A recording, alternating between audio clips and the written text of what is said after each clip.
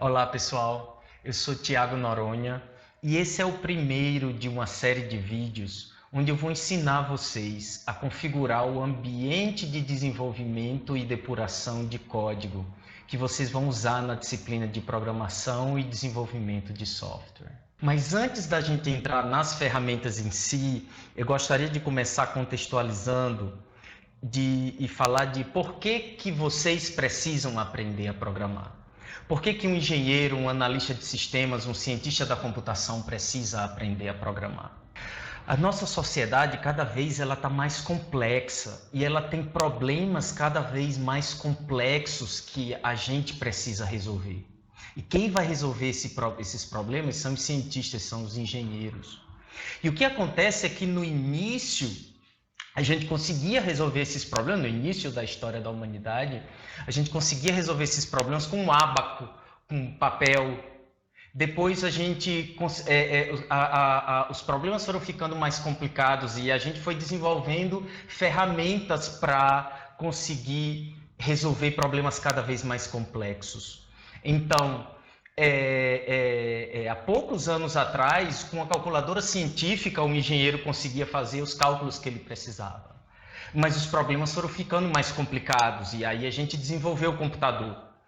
E até pouco tempo, você tinha problemas relativamente simples e comuns de serem resolvidos, em que você conseguia uma empresa fazer um sistema e você aplicar esse sistema, utilizar ele para fazer os cálculos mais complicados e coisas do tipo.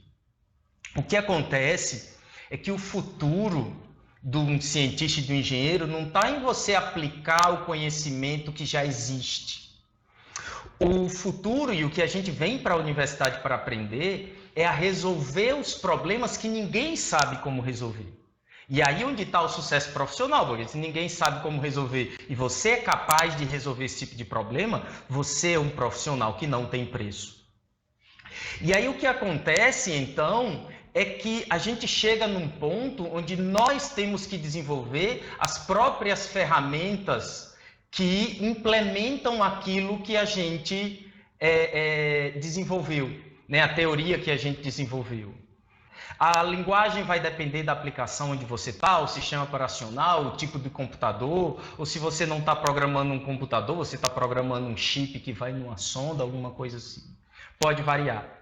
Mas você vai estar programando aquele dispositivo. Ou não, você faz o que você quiser da vida. Mas o que acontece é que você tem que estar preparado para caso ou quando a oportunidade aparecer para você, você pelo menos tem uma ideia do que você precisa saber para você ir lá e aprender e tudo mais.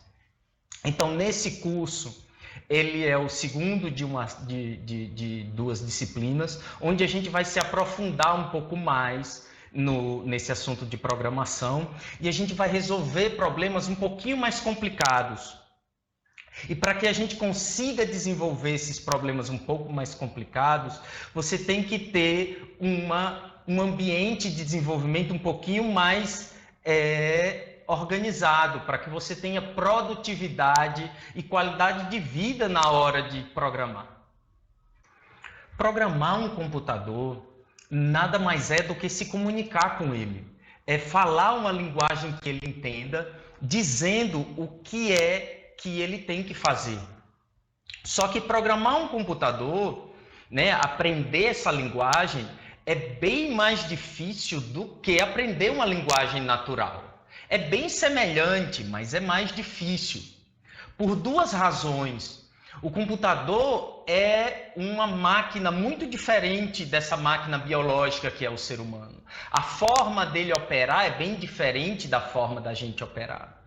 Então você tem que aprender a pensar de uma forma mais precisa, mais objetiva, e isso leva tempo. É como aprender uma língua tipo chinês. A forma de pensar é diferente da forma que a gente costuma pensar. Então para você ser fluente naquela língua, você tem que praticar bastante, você tem que vivenciar a experiência das pessoas que falam aquela língua nativamente. E aí, com isso, você vai desenvolvendo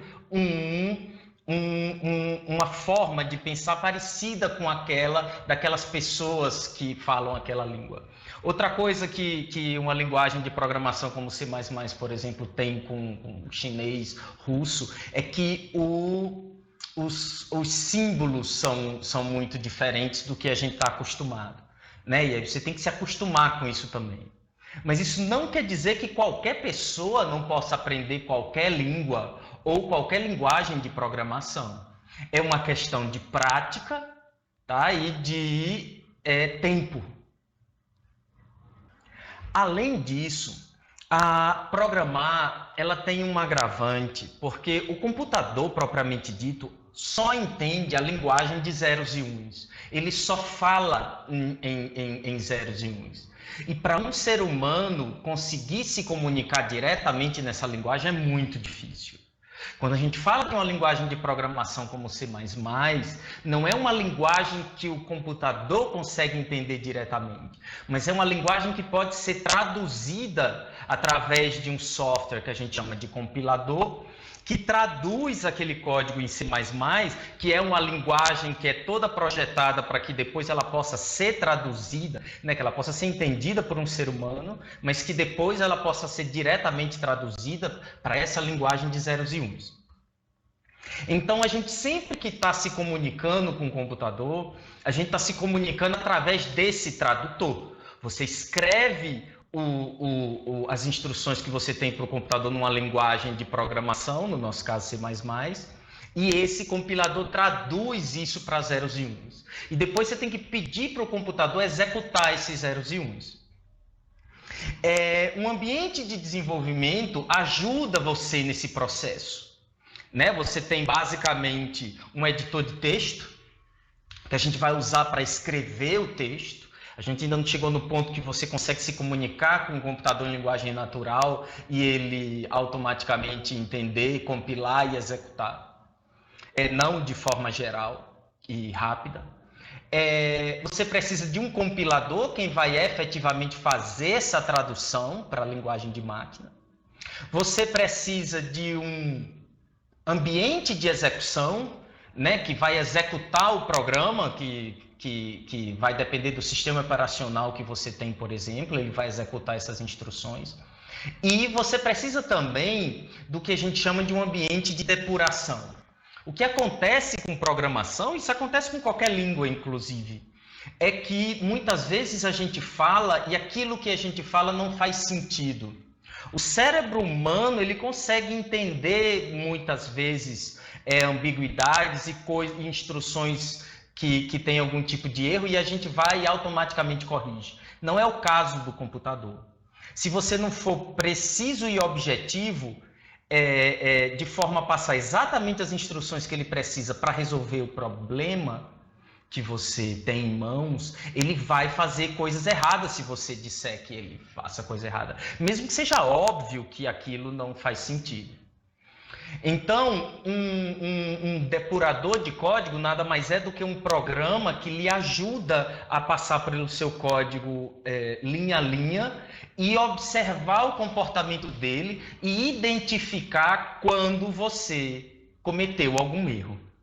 Em cada um dos próximos vídeos dessa série, eu vou explicar para vocês como configurar, né, como instalar e configurar o editor de texto que a gente vai utilizar, como instalar e configurar o compilador que a gente vai utilizar, como instalar e configurar o ambiente de execução que a gente vai utilizar e como instalar e configurar a ferramenta de depuração de código que a gente vai utilizar. Então eu aguardo vocês lá, até daqui a pouquinho.